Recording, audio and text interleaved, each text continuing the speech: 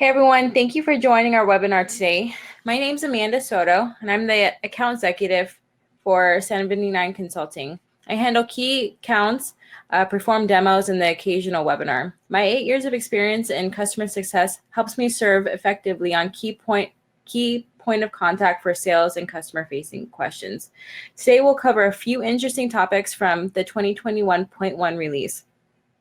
Our team has narrowed down a few noteworthy features from this release over the three main areas of NetSuite: platform, Suite Cloud / Suite Scripting, and Suite Commerce. For further information on any specific topics, please review the release notes available in Suite Answers or reach out to any of us for additional assistance you may have. Just a quick note to our audience. Please post any questions that you may have that come up during our session in the chat box. We'll address them towards the end of the webinar. Okay, so now that I've introduced myself, I want to give you guys a quick overview of our company. 79 Consulting is the global face to our sister company, Twarana. Our name is derived from the atomic number of gold, which is 79, and we like to consider ourselves as being the gold standard for cloud services. We started out consulting in NetSuite and Salesforce in 2007, but have since evolved to provide support, managed services, and integrated services for NetSuite and Salesforce clients. We also have designed and built solutions for NetSuite platform with the intent of extending its functionalities. Our suite apps cover a wide range of industries and address every business need and can be found on suiteapp.com under the search Twarana. Now let's start introducing some of our panel today. Today they have over 30 years of cumulative NetSuite experience. So we're going to start with Eric Holzer, who's our senior NetSuite architect, who comes with over 9 years of experience on NetSuite and primarily focuses on manufacturing and inventory distribution. Secondly, we have Rebecca Narrowdog, who is our principal NetSuite architect. She has over 10 years of product experience on NetSuite and more on the business side. She is uniquely qualified to assist our clients with solving their most challenging business processes.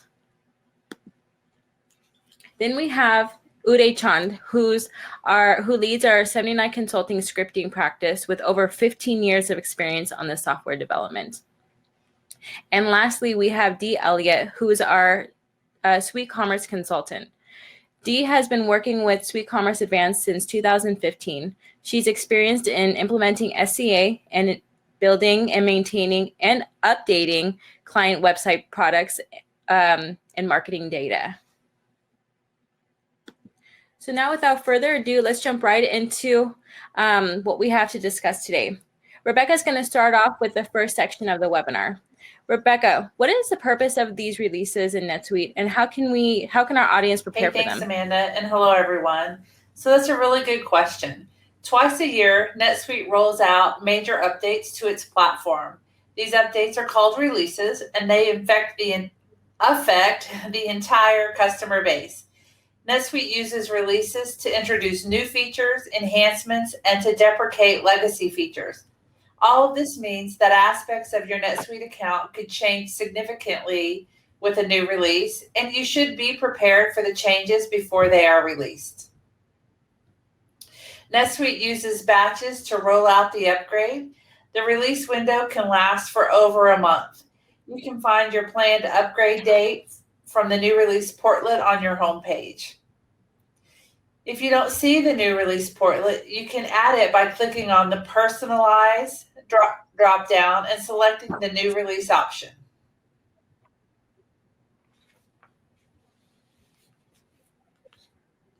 Rebecca, I have a question for these releases. Is it possible for me or my company to opt out of any of these releases? Yeah, so you can't really opt out of a new release. NetSuite's going to roll it. However, if you are on a dedicated server, you might be able to delay the release, but in a shared environment, they're going to roll it out on the date that's planned. Great. Thanks for answering, Of course, Rebecca. No problem. So NetSuite also provides a release preview account for you to use. It's a copy of your production account on the soon-to-be released version.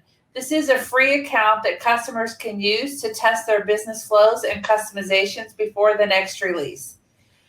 You need to choose to opt in to be granted access to a release preview account. So if you're an administrator, you can do this by going to Setup and then Company and then Release Preview in your production account, similar to how you get to Sandbox, and change the Request Release Preview and click on the Request Release Preview button. The opt-in window for 2021.1 is currently open, depending on your release date, but you should be right about there. Hey, thanks, Rebecca. When will the release preview be available? It varies according to your account's upgrade date, Amanda. You can see the release preview availability in your account on the new release portlet. So here are a few important things to note about the release preview account, and this isn't a very abbreviated list, so if you guys have specific questions, we can be sure to answer those. It could be slower than your production account, much like the Sandbox, since it runs on different servers and hardware, and in fact, it could even have a different performance than your actual Sandbox. Not everything is copied over from production. It's like the Sandbox, everything that runs directly in NetSuite works. External facing functionality might require reconfiguration. If you have a Suite Commerce site, you'll need to set up a new public domain to test that functionality. Scheduled scripts don't execute automatically in release preview accounts. You must run them manually. Email behavior is the same as your Sandbox. All emails are sent to the logged in user. You can change this by going to Setup, then Company, then Email, and finally Email Preferences in the Sandbox. And finally, the credit card processing, alternative payment methods, and UPX FedEx integrations only work in test mode, similar to your Sandbox environment. So now that you know your upgrade date and the availability of the release preview account, it's important for you to be informed on what new features are coming in the new release and which ones could affect you. A good place to start is NetSuite Sneak Peek. There's way too many alliterative words in here, and I get tongue-tied, so sorry about that. Which is a page. The sneak peek is a page that lists the features highlights on the new release, broken down by industry and vertical.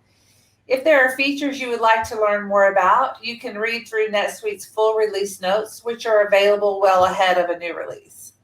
NetSuite also publishes a series of videos under the new feature previews page on Suite Answers, which can be accessed by clicking on the Training Resources tile on the new release portlet. Hey, Rebecca, how do we find these new release notes? So on the portlet, there's a button at the bottom that'll take you to a PDF that you can download, or as always, NetSuite puts it in Suite Answers. Of course. Thanks for clarifying. The next thing to do is prepare a testing plan.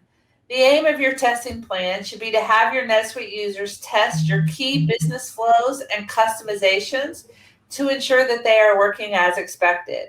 We recommend you test the following areas as a starting point: your business workflows, custom reports, queries, and forms, all Suite scripts, any SOAP web service integrations, installed Suite apps or bundles. Your Suite Commerce site should be thoroughly reviewed and tested, and any external integration should be reviewed for impacted data flows. There's much more that would go into a fully developed testing plan, and we'll email out a link to what NetSuite recommends after this webinar. Hey, thanks, Rebecca. What should I do if I find an issue? So in NetSuite, we call those bugs. So if you find one, you should log a case with NetSuite support immediately. They'll investigate it and set a date for resolution based on the severity of the bug. They also usually recommend a workaround if one is available. So if all this sounds very overwhelming, you're not alone. It's a major undertaking to go through new release testing. We frequently get requests from clients for assistance on testing and training on the new release features. We now offer release testing services where we will put together a testing plan, make comprehensive lists of areas to be tested, and introduce your teams to features available in the new release. Testing is usually a collaborative effort between our team and yours, but a testing plan, once created, can be used pretty much over and over again. So now let's go through NetSuite's 2021.1 new features. And we've just pulled out a few. This is by no means a comprehensive list. These are the ones that we felt had a broad impact and were beneficial to our users. So let's start with fixed assets. So fixed assets has undergone some changes to both the user interface and some of the scripts that manage the module. Along with a few visual changes to the forms, the My Reports page no longer shows failed reports, and many of the fixed asset specific fields that have always been abbreviated in safe searches are now spelled out. It's a silly little thing, but it makes a big impact for your users. The Fixed Asset Suite app is now compatible with SuiteScript 2.1, which should ensure better and more consistent performance for customizations that you could be building on the Fixed Asset Module Suite app. The reports cleanup script is now also available for manual execution, or you can set it to run on a schedule. And moving along to invoice groups, these replace the Suite Solution Consolidated Invoicing. This feature allows you to collect multiple invoices for a single customer and create a PDF that looks like a single transaction. This is very useful when you have multiple invoices in NetSuite throughout the month, but want to present a single PDF to your customer. The new features with this release are: one, you have the ability to add a single invoice to an existing invoice group with the click of a button. And two, before this release, we were limited to grouping invoices for invoices that were created from a single sales order, meaning if my invoices were from 5 different sales orders, I could not group them together, and that restriction has now been removed. So as long as the customer, the subsidiary, and the currency are the same, we can now put them into one invoice group. And that's it for me. I'm going to pass it off to my colleague, Eric Holzer, who'll take over from here. Thanks, Rebecca. Appreciate that. So what I'm going to start with today is an area called Suite Analytics. So Suite Analytics is continuing to become more and more powerful with each update. The 2021.1 release is no exception to this. With a list of enhancements and changes, we're just highlighting a few of those that are a bit more exciting for the user face today. So the first one being calculated measures. This is something familiar to users from the Save Search area, where this was a limitation prior to the release. So the further enhancements to the popular pivot tables and now allow users to define calculations from existing measures and basic operators. Calculated measures are available in pivot tables and charts defined within the current data set on any given workbook, providing an arithmetic operations with measures. Users are able to create as many calculated measures as needed within the fields available in the connected data set. For example, a user could calculate the gross profit percentage for a given data set by using a statement such as %, the wildcard, profit, equals estimated gross profit, in parentheses sum, divided by amount, in parentheses sum. The Analytics browser allows the user to validate each calculated measure through the definition editor, which then provides a validation message to the user based on the operators being used. There's a list of supported calculations stated in Suite Answers article ID 98196. Next, we're going to talk about conditional formatting. This is also a feature from Save Search for highlighting that was available, has been brought forward to the Suite Analytics browser. With conditional formatting, users can now apply their conditional formatting to their workbook table view and pivot table results. Conditional formatting highlights results based on rules defined by the user so they can quickly analyze their company's data. Depending on the condition set, users can apply conditional formatting to groups of results or individual results. Users can also define conditional formatting using any fields containing number or string values, including custom formula fields and the calculated measures. Users are able to define parameters to apply different colors or highlighting in the results based on conditions set to a group or individual set of results. This allows the user to define conditions within the same pivot table or chart to highlight ranges within the defined results page. For example, you could highlight a 20% gross profit, represented as 0.20, highlighted as red, 30% gross profit as yellow, and 50% gross profit highlighted as green. Currently, date formatted fields or calculated measure results are not currently supported, but for more information, you can refer to SuiteAnswer's article ID 98346. Okay. Next, we're going to move on to a brand new feature called Pack Station. This is a long time coming for users in inventory and fulfillment processing. The new PackStation mobile app extends order fulfillment processing in your warehouse or in any location that uses a kiosk device. It supports multi-level packing that lets you pack items into cartons and then transfer packed cartons onto pallets. The PackStation mobile app allows you to identify picked items that have the same shipping route and pack them at the same time. It gain visibility into items and orders packed across multiple cartons or pallets throughout the packing process. You can print customizable carton labels, pallet labels, bill of lading, and packing lists from a kiosk device. You can also integrate and capture weights from a scale through your kiosk device. The PackStation mobile app will be shared with accounts that use Oracle NetSuite's WMS Suite app. The PackStation mobile app does require the installation of NetSuite's SCM or Supply Chain Management mobile app, but is not restricted to WMS users alone.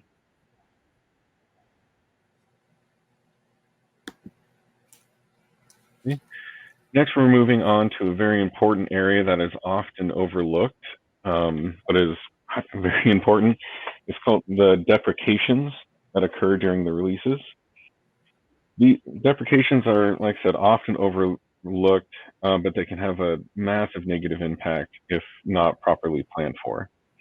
So we're going to briefly cover the platform deprecations that could impact your user group. First off, we're going to cover reconcile bank statement and reconcile credit card statement pages. These have already been deprecated, but the pages have not yet been removed. Even though NetSuite has not published a removal date yet, they are recommending you convert to a new process, as these pages will be removed in the near future. Some advance notice for end of support on some browsers. The next release, 2021.2, NetSuite will no longer support Internet Explorer 11, Microsoft Edge, or Safari versions prior to 13.1. If you use any of these browsers, please convert to a supported browser now. Next, end of support for reset button on standard forms. So some records and forms had the option to click a reset button to return the form or record to its last saved and or original format. You would now need to use the browser refresh to reload the form or transaction. And lastly, and importantly, a deprecation of the NetSuite inbound single sign-on feature. This is fully deprecated as of this release, and you will need to switch to OpenID Connect SSO or SAML SSO. You can also review our blog on new release 2021.1 for some additional details on what is coming. So next up, we have Uday, our scripting practice lead, who is now going to talk about some of the highlights from Suite Scripts, Suite Talk, and Suite Cloud. Over to you, Uday. Thank you, Amanda. Hello, everyone. Let's get started with the next section of this webinar, which covers the Suite Script and other technical components of NetSuite. Keeping in mind the limited time we have, I'll try to cover only the key changes to Suite Script and Suite Talk services as part of my presentation. The first new feature that we're going to talk about is the secrets management. SuiteScript 2.x now provides the ability to store, access, and manage API secrets. Secrets management can be used to store passwords and keys, preventing the need for hard coding or including plain text secrets or passwords in scripts. This allows secure integration to third-party systems too. Secret owners now have the ability to set criteria to limit access to a secret or allow access to a specific Suite app to that secret. To view and create API secrets, administrators and other users with appropriate permissions can navigate to Setup, Company, Preferences, and API Secrets. The screenshot here shows how the API secret screen is going to look like. I also created a sample secret here for the purpose of this demo, as can be seen on the screenshot. The next feature that we're going to discuss is the SuiteScript 2.1 debugger. The debugger for SuiteScript 2.1 is now available, and programmers can use this to debug version 2.1 scripts.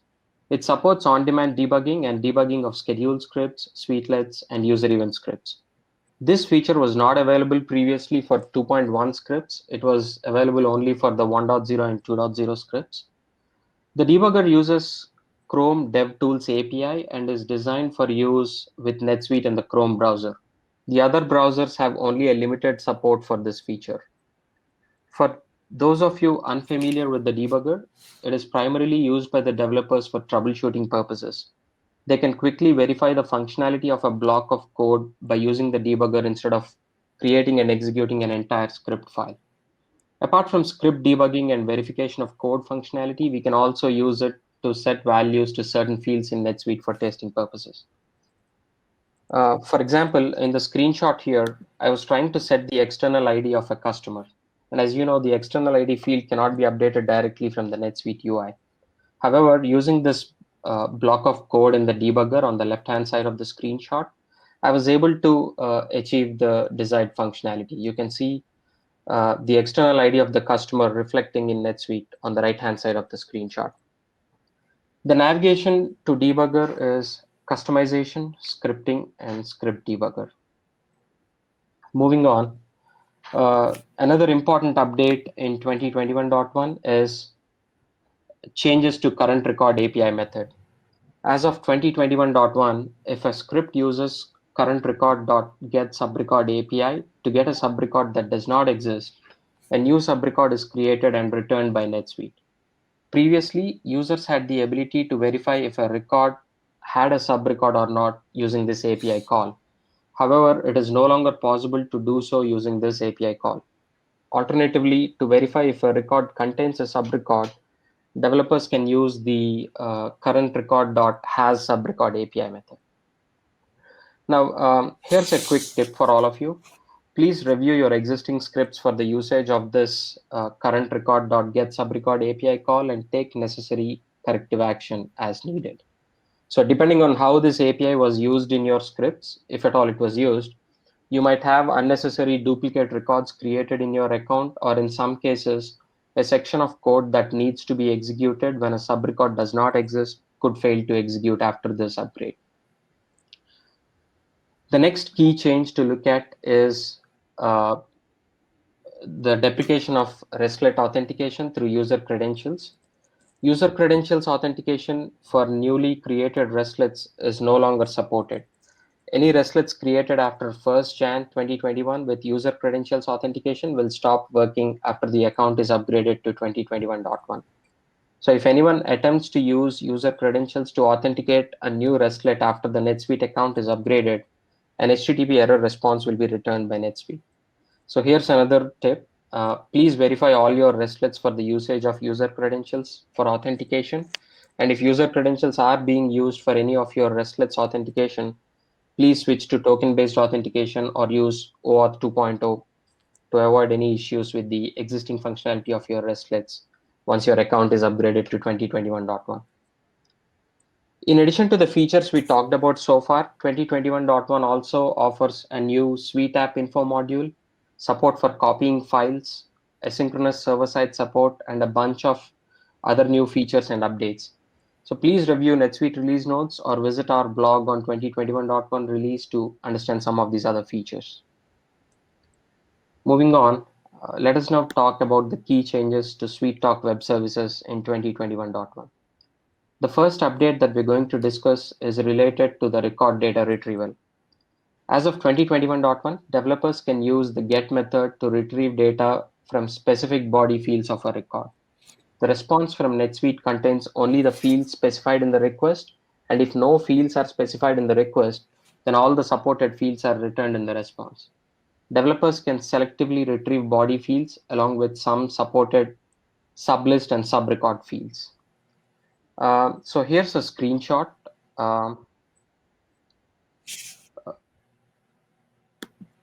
So here's a screenshot that shows how selective retrieval of fields is going to work in 2021.1. As you can see, I specified only a couple of fields in the request, the company name and email fields, and those are the fields for which data is returned back by NetSuite in the response that you can see at the bottom of the screenshot. The next interesting feature we're going to talk about is the asynchronous request execution in REST web services. Users can now execute requests asynchronously in REST web services. The asynchronous execution of requests is very helpful for long-running requests or jobs, but please note that this is still a beta feature in 2021.1. When an asynchronous request is sent to REST web services, it is placed in a processing queue and will be processed asynchronously along with the other requests. The client applications need not wait for a response and can check the status and result of the request at a later point. For example, let us say a client is trying to retrieve a list of all transactions for a full year or more from NetSuite. This could be time consuming, and the client application might have to wait for a long time and could even encounter a timeout issue waiting for the response. Instead, using the asynchronous option, the client application could submit the request and store the job ID returned by NetSuite for that request. The client application can then go back at a later point and query the status of the submitted request using the job ID. The next change is related to available without login option. As of 2021.1, the default value for the available without login field when uploading images and website hosting files to the file cabinet is set to false. For endpoints prior to 2021.1, the default value is still true. So if you want a file that you uploaded to the file cabinet to be available without login, you must set the file.isOnline parameter to true, or you can directly navigate to the file in the file cabinet and check the available without login checkbox, provided you have the permissions to do so. Now, here's another screenshot of an example. This file record was created using web services, as you can see, and the available without login checkbox is unchecked, which means it is set to false. Okay, let us now take a quick look at the updates to Suite Cloud Development Framework. For the benefit of the people who are unfamiliar with SDF, SDF is basically a development framework and deployment mechanism that can be used to create customization projects in NetSuite. So one of the key enhancements to SDF that we're going to talk about is the new installation preferences configuration for script deployments in Suite app projects. Programmers can now configure the behavior they want to apply to the fields customized in script deployments. They have the option to either preserve the fields and their values or override them with the updates from NetSuite they belong to. With the updates from the Suite app they belong to. They also have the ability to either overwrite or preserve the previously deployed scripts during application updates. For example, if you have a Suite app that has 2 scripts installed in your account, as part of the next update to the Suite app, the application team can either choose to override these 2 scripts or preserve them as they are. Apart from this, there have also been a bunch of minor updates to some custom objects as part of 2021.1. And finally, we have the Suite Cloud SDK. Suite Cloud Software Development Kit is a set of tools that can be used to develop SDF projects. These tools include Suite Cloud IDE plugins and command line interfaces, or CLI. The 2021.1 Suite Cloud CLI and IDE plugins for WebStorm and Eclipse will be released by NetSuite. So that wraps up my section of the presentation. Thank you. So now we're going to move on to Dee Elliott, who's going to be giving us all the updates from the SweetCommerce. Over to you, Dee. Amanda. Hi, everybody. So my section will be covering the enhancement highlights for commerce website setup and what it means for its users. All right, let's start with the ability to enable all commerce products independently. So NetSuite 2021.1 release includes the ability to enable all commerce products independently. So what does this mean? What does it mean for the user? Prior to the release, Site Builder was automatically enabled when the web store feature was checked on the Enable Features page.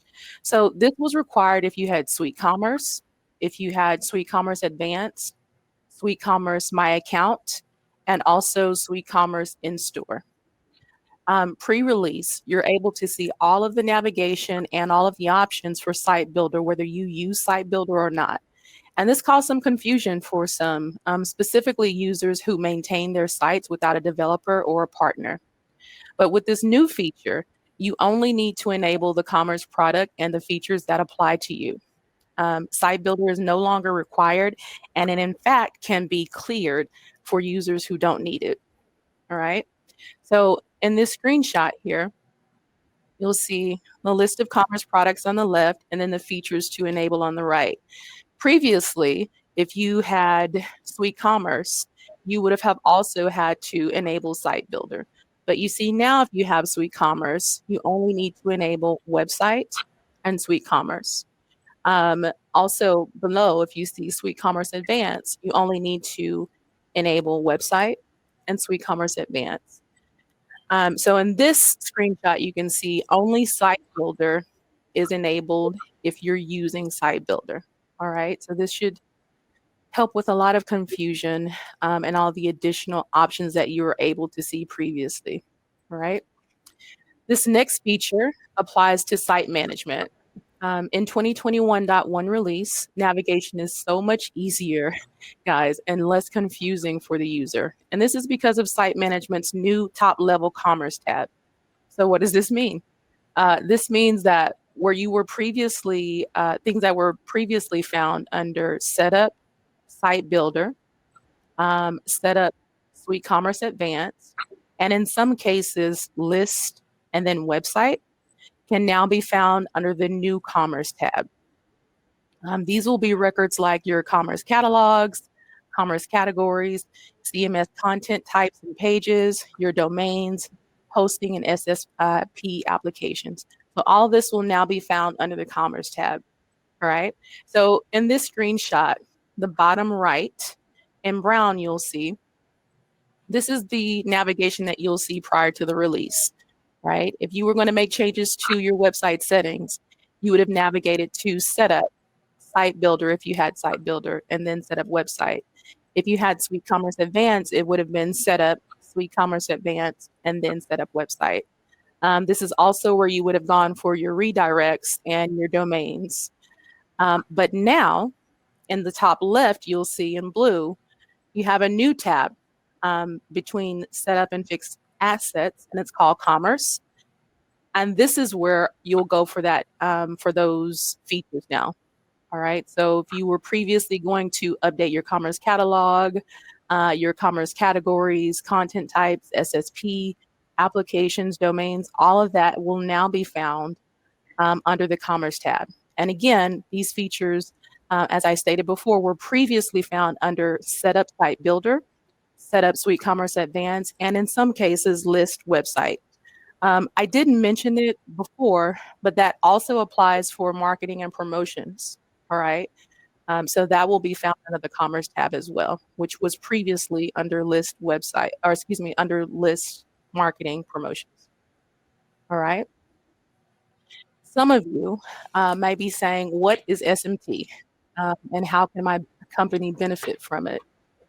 SMT stands for Site Management Tools, and it's applicable if you have SweetCommerce, SweetCommerce Advanced, SweetCommerce My Account. All right. So this feature lets you perform several website management tasks, and that's including managing your content, changing the overall page design and layout, creating landing pages and enhanced pages, assigning items to categories, managing your commerce categories and subcategories, customizing certain attributes of the page without needing to develop any of the code or modify any existing files. And this is all managed using the user interface on the website. And it's much easier to understand.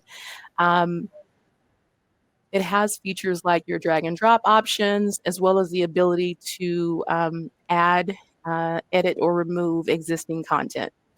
So it makes maintaining the website content much easier for developers or, again, NetSuite users who maintain their own websites.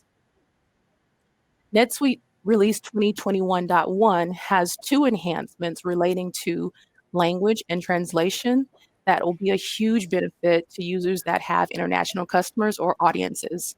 Those enhancements are exporting and importing bulk translation content and multi-language support for facets. So again, what does this mean? This means that you can now export content that requires translation on your web store. And then once that content has been translated, you can then import that content back into SMT from the Translations tab in Overview mode. So this feature is available for CMS content types and CMS pages, but there are some prerequisites. Multi-language must be set up and configured in your site and on the website record. You must be using Suite Commerce and Suite Commerce Advanced 20.2 or later. And lastly, your account must be using SMT version 3.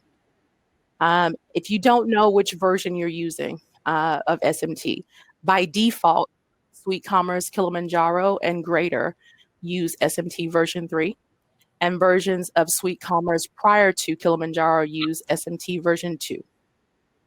Facets on the product list page are now also translated into multi-language in multi-language site setup. So keep in mind that you do have to rebuild the search index after the release update in order for this change to take effect. And again, that navigation is going to change for where that is. So it can now be found under Commerce, Website, Website Lists. All right. The next feature, country-specific payment method, allows users to restrict payment methods by the country of the shipping address. For example, you could restrict payment methods for the UK to Visa if you found that your UK customers showed a preference for it. At the same time, you could restrict American Express if the shipping country is the US. I believe this feature could be a great resource for users who experience higher charges for certain payment methods or credit card types, but also it's a way to cater to your customers who prefer a certain payment method. All right. If you use personalized catalog views on Suite Commerce or Suite Commerce Advanced 2021.1 or later, access to customer segments via API methods and the ability to hide web store pricing from customer segments will be a great feature to take advantage of. These features, simply put, mean that you can now build extensions and customizations specific to a certain customer segment. For example, you may want only the customers who have a signed contract to be able to see your pricing. You can now display special pricing and themes based on the customer segment that the logged in user belongs to, or you could even disable purchases and hide pricing from members of a specific customer segment. Developers can now access customer segments using API methods, and that makes it a lot easier to process and deliver a unique experience to a particular customer, right? To configure item price visibility, use the website visibility level options available in Customer Segments Manager. And you can get to the Customer Segments Manager by navigating to Setup, Marketing, Customer Segment Manager. And here's a screenshot of what that looks like, right?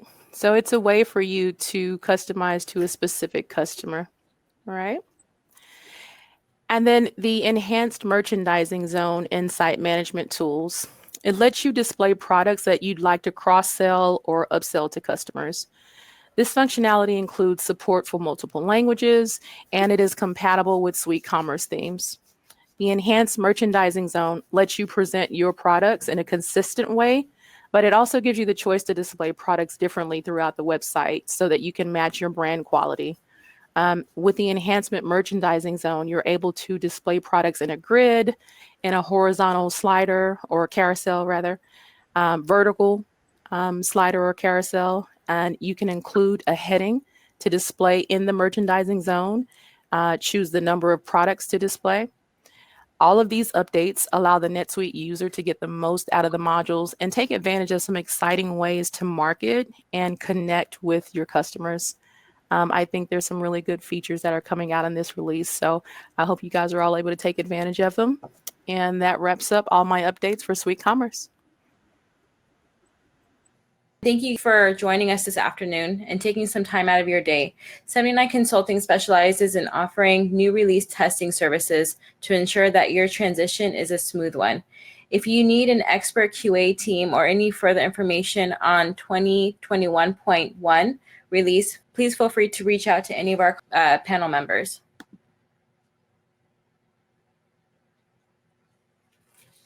Okay, and thank you again. We'll see all of you guys soon. So here are some of our contacts and social media handles up on the screen. And I hope to see you guys in the next session. Goodbye for now.